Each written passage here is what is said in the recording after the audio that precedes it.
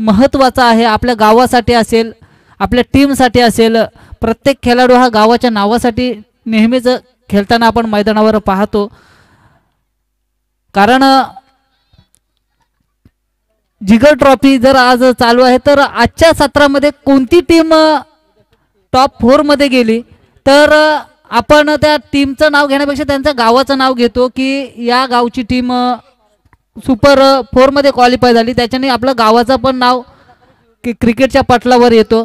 तर निश्चितच प्रत्येक खेळाडू हा आपल्या गावासाठी खेळत असतो, धडपडत असतो. मग तो निलेश सारखा खेळाडू का होईना, दुखापत असताना देखील पुन्हा एकदा मैदानात उतरला होता, परंतु शरीर साथ देत नाही म्हणून पुन्हा एकदा रिटायर होऊन त्यांना मैदानाच्या बाहेर यावं लागलं.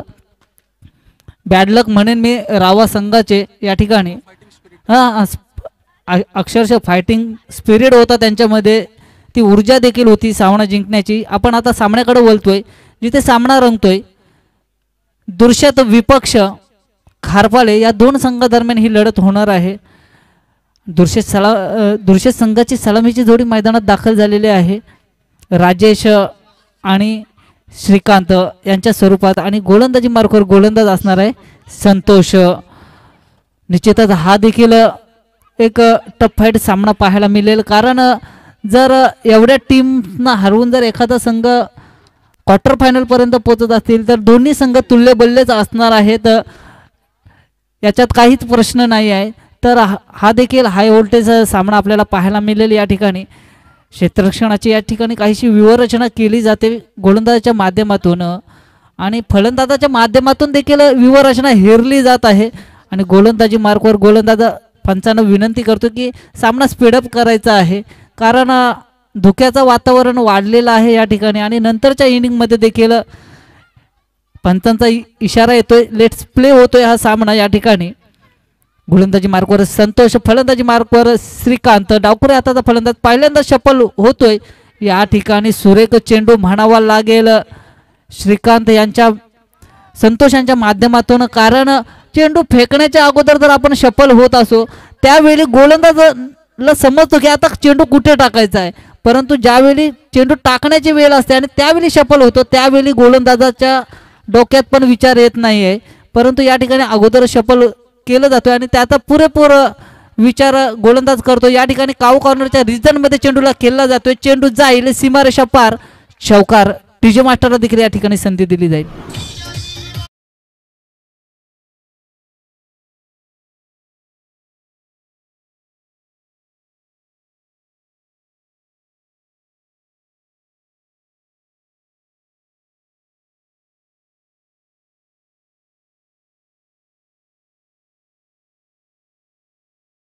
हवं आणि इतिहास घडवायचा असेल तर छत्रपती शासन हवं, छत्रपती शासन हवं. तर छत्रपती शिवाजी महाराजांना मानाचा मुजरा. आणि या ठिकाणी हा देखील कमबॅक चांगला म्हणावा लागेल गोलंदाजाच्या माध्यमातून, कारण दुसऱ्या चेंडूवर चौकार प्राप्त झाला होता. 4 धावांची भर पडली होती अकाउंटमध्ये. 3 चेंडूंच्या मोबदल्यात बिनबाद 4 अशी धावसंख्या आपण धावफलकावर सध्याच्या घडीला पाहतोय दुर्शेत संघाची. सुरेख चेंडू लॉंग ऑफच्या रिजन मध्ये खेळला जातो. क्षेत्ररक्षक तिथे तैनात, कोणत्या प्रकारची चुकी क्षेत्ररक्षकाच्या माध्यमातून होत नाही. सुरेख झेल म्हणावं लागेल आणि या ठिकाणी सुवर्ण संधी मिळेल गोल्डन डीजे.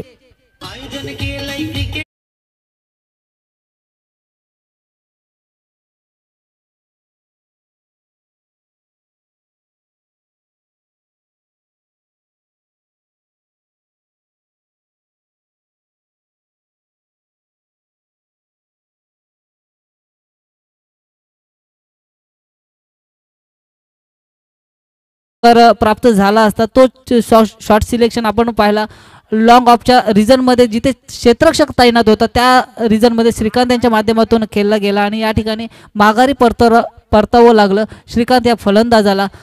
फलंदाजी मार्कवर फलंदाज आहे राजू.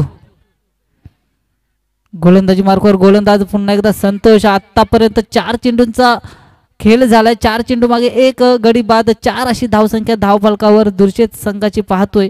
नॉन स्ट्राईक एंडला असणारा राजेश कधी स्ट्राईक एंडला येतोय अशी देखील आशा. या ठिकाणी ऑफ स्टिकला सोडून जाणारा चेंडू होता. पंच रवींद्र पाटील यांच्या माध्यमातून हा चेंडू वाईड घोषित करण्यात आला. नियमावलीचा उल्लंघन केला की दंड हा प्रत्येक ठिकाणी आपल्याला भरावा लागतो. मग तो हेल्मेट नसेल तर आपल्याला दंड स्वीकारावा लागतो. या ठिकाणी वाईट चेंडू फेकला गेला. 1 धाव संख्येने धावफलकात वाढ झाली आणि धावफलक जाऊन पोहोचलाय 5 या धावसंख्येवर. मिड विकेटच्या दिशेने रिजनला चेंडू खेळला गेला. दुसऱ्या धावेचा प्रयत्न होता परंतु प्रयत्न फेटाळला गेला या ठिकाणी आणि एकाच धावेवर समाधान मानावं लागलंय. 1 धावेने धावफलक पुढे जाईल. धावपटलावर धावसंख्या जाऊन पोहोचेल 5 चेंडूंच्या मोबदल्यात 6 अशी धावसंख्या. या षटकातील शेवटचा चेंडू सामना करेल राजेश हा प्रशांत हा फलंदाज. चेंडूला पूल केलाय. चेंडू हवेत. सेकंड या ठिकाणी लेग स्लिपला चेंडू झेल सोडला नाही मी म्हणणार. कदाचित खारपाले संघाने ही मॅच सोडली कारण आजच्या दिवसामध्ये सर्वाधिक धाव काढणारा जर फलंदाज कोण असेल तर प्रशांत हा फलंदाज आहे. त्यांनी अफलातून दर्जाची फलंदाजी या मैदानावर आजच्या दिवसामध्ये केलेली आहे आणि त्या फलंदाजाचा झेल सोडणं कदाचित मॅच सोडण्याची स्थिती असू शकते. झेल अवघड नव्हता. झेल सोपा होता. जज पण केला होता परंतु व्यवस्थितरित्या गॅदर करता आला नाही चेंडू आणि निश्चितच झेल जमिनीला दान झाला. फक्त सामना दृश्य संघाला दान होणार नाही याची काळजी निश्चितच खारपाले संघाच्या क्षेत्ररक्षकांनी घेणं गरजेचे आहे. तर वळतोय सामन्याकडं जिथं गोलंदाज येतोय राजेश. फलंदाजी मार्कवर प्रशांत पाहतोय ज्याला निश्चितच या ठिकाणी जीवदान प्राप्त झालंय. सुरेख चेंडू कव्हरच्या दिशेने खेळून काढतोय. क्षेत्ररक्षक तिथे तैनात आहे. चेंडूला फील्ड करेल तोवर 1 धावसंख्या सहजगत्या प्राप्त केली जाते. 1 धावेने धावफलक जाईल 8च्या घरात. पुढील चेंडू जोरदार प्रहार करण्याचा प्रयत्न. पादतालित्र्याचा वापर केला होता. बॅटची इनर एज लागली आणि चेंडू सरळ यष्टीरक्षकाच्या हातात जाऊन विसावला. या ठिकाणी माघारी परतावं लागेल फलंदाज राजू या फलंदाजाला.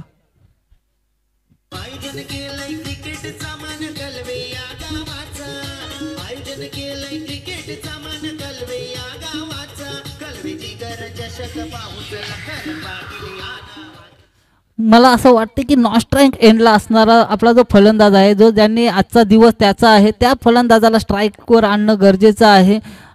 तसं जर केलं तर काहीशी धावसंख्या धावफलकावर जास्त जोडली जाईल परंतु प्रत्येक खेळाडू विचार करतोय माझाही परफॉर्मन्स दाखवायचा आहे माझ्या टीमसाठी आणि या ठिकाणी लेग ग्लान्स केला जातोय. क्षेत्ररक्षक चेंडूला फील्ड करेल तोपर्यंत सहजगत्या 1 धाव प्राप्त केली जाते. 1 धावेने धावफलक पुढे जाईल. धावफलकावर धावसंख्या जाऊन पोहोचेल 9. या षटकातील उर्वरित अद्यापपर्यंत 3 चेंडूंचा खेळ बाकी आहे. 3 चेंडू मागे किती धावसंख्या जमवली जाते हे देखील पाहणं योग्य असणार आहे. या ठिकाणी चेंडूला खेळून काढलंय लॉंग ऑफच्या रिजन मध्ये. क्षेत्ररक्षक चेंडूला फील्ड करेल तोपर्यंत दुसरी धावेचा प्रयत्न होईल. दुसरी धाव देखील सहजगत्या प्राप्त केली जाईल. 2 धावेने धावफलक पुढे जाईल. धावपटलावर धावसंख्या जाऊन पोहोचेल 11. अद्यापर्यंत 2 चेंडूंचा खेळ. 2 चेंडू मागे 4 धावसंख्या जरी आली तरी चांगला स्कोर म्हणता येईल कारण संध्याकाळचं सत्र आहे. हे वातावरणामध्ये जी नमी आहे त्याचा देखील बेनिफिट मिळू शकेल. या ठिकाणी लोवर पद्धतीचा चेंडू फेकला गेला. गोलंदाजाने आपल्या डोक्याचा वापर केलाय. गतीपेक्षा मती महत्वाची असते हे दाखवून दिलंय गोलंदाजाने या ठिकाणी आणि या ठिकाणी चकावून सोडलंय फलंदाज प्रशांत या फलंदाजाला. पुढील चेंडू सुरेख चेंडू म्हणावा लागेल. या ठिकाणी रनआउटच्या स्वरूपात बाद होते बघा. 1 धाव घेण्याचा प्रयत्न होता परंतु या ठिकाणी बॅट ग्राउंडला अटकले आणि त्यामुळे तर या ठिकाणी रनआउटच्या स्वरूपात बाद झाला आणि धाव संख्या धावपटलावर 11. 12 धावसंख्येची आवश्यकता. प्रति षटक 6च्या सरासरीने जावं लागेल. प्रति चेंडू 1ची सरासरी गाठावी लागेल.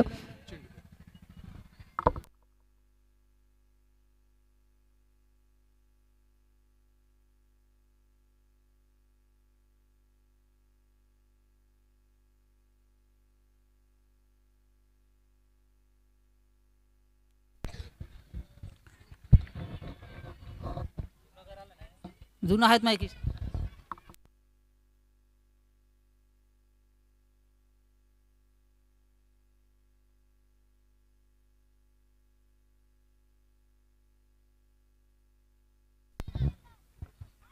या ठिकाणी जर आपण पाहायला गेलो तर नेक्स्ट इनिंगचं समालोचन करतील जितेंद्र म्हात्रे खारपाले पाटील. धन्यवाद निकेत सर.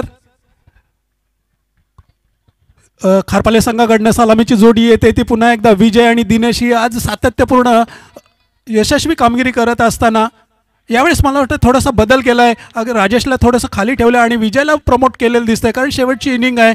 त्याला माहीत आहे विजय आज खूप फार मत फलंदाजी करतोय आणि त्याच्यासोबत एक तंत्रशुद्ध फलंदाज दिनेश कडनं खूप साऱ्या अपेक्षा असतील आज या मॅचमध्ये कारण शेवटची इनिंग आहे आणि आपल्या टीमसाठी आपल्या गावासाठी आज मात्र त्याला ही कामगिरी करावी लागेल. 12 चेंडूमध्ये 12 धावांचं लक्ष असेल त्या खारपाले संघाकडं आणि ते कशा पद्धतीनं हे पार करतील. जरी क्रिकेटमध्ये आव्हान जरी सोपं वाटत असलं तरी कोणतंही आव्हान हे क्रिकेटमध्ये आज तगायत सोपं मानलं गेलं नाही आहे कारण जोपर्यंत शेवटचा चेंडू फेकला जात नाही तोपर्यंत क्रिकेटमध्ये काही सांगता येत नाही कारण क्रिकेट हा खेळ अनिश्चिततेने भरलेला खेळ आपण मानला जातो आणि आपण त्याचा प्रत्यक्ष अनुभव वारंवार घेत असतो. हाच क्रिकेट. जाऊया पुन्हा एकदा श्री छत्रपती शिवाजी महाराज मैदानामध्ये आजच्या दिवसातील शेवटची इनिंग सुरू होतोय. समोर आहे गोलंदाज श्रीकांत आणि त्याला सामोरं जाईल तो एक उजव्या हाताचा फलंदाज दिनेश. 12 चेंडूंमध्ये 12 धावांचं लक्ष. कशा पद्धतीनं हा गोलंदाज पहिल्या षटकाची गोलंदाजी करतोय त्यावर या मॅचचं बरंचसं भवितव्य अवलंबून असेल.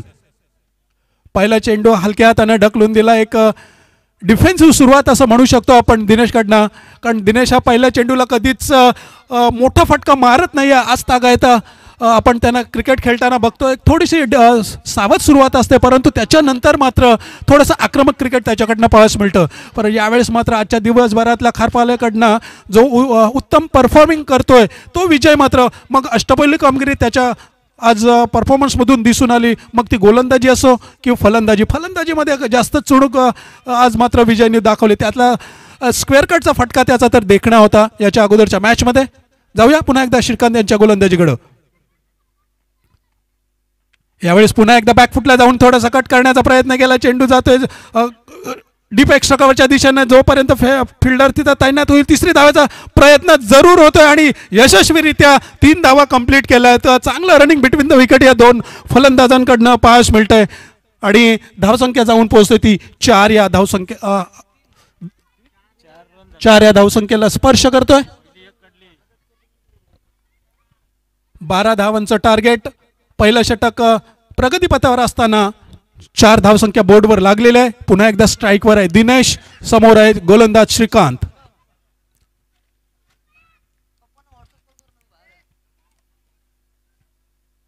पुन्हा एकदा थोडंसं लेग साईडच्या दिशेने खेळण्याचा प्रयत्न केला. चेंडू स्क्वेअर लेग रिजन मध्ये जाईल तोपर्यंत मात्र 2 धावा. पुन्हा एकदा चांगली रनिंग बिटवीन द विकेट.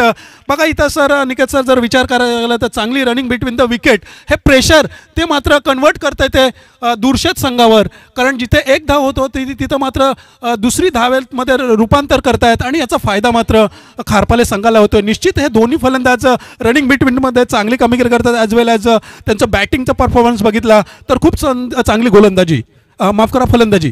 यावेळेस मात्र आडवा बॅटनं मारण्याचा प्रयत्न. गॅप शोधलाय. कोणता फील्ड तिथं तैनात नाही आणि येतोय पुन्हा एकदा दिनेशच्या बॅटमधून एक सुंदर आणि देखणा चौकार.